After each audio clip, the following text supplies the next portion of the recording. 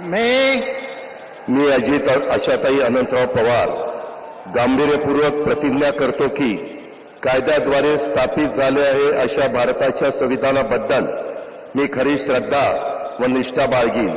मी भारताची सार्वभौमता व एकात्मता उन्नत राखीन.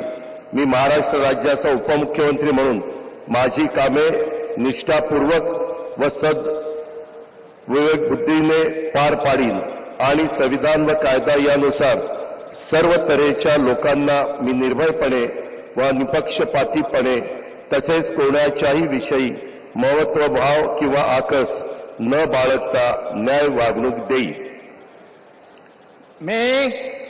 मी अजित आशाताई अनंतराव पवार गांभीर्यपूर्वक प्रतिज्ञा करतो की महाराष्ट्र राज्याचा उपमुख्यमंत्री म्हणून माझ्या विचारार्थ आणली जाईल किंवा मला ज्ञात होईल अशी कोणतीही बाब असा उपमुख्यमंत्री म्हणून माझी कामे यथायोग्य पार पाडण्यासाठी आवश्यक असेल ते खेरीज करून एरवी मी कोणत्याही व्यक्तीला किंवा व्यक्तींना प्रत्यक्षपणे वा अप्रत्यक्षपणे कळवणार नाही किंवा त्यांच्याकडे उघड करणार नाही.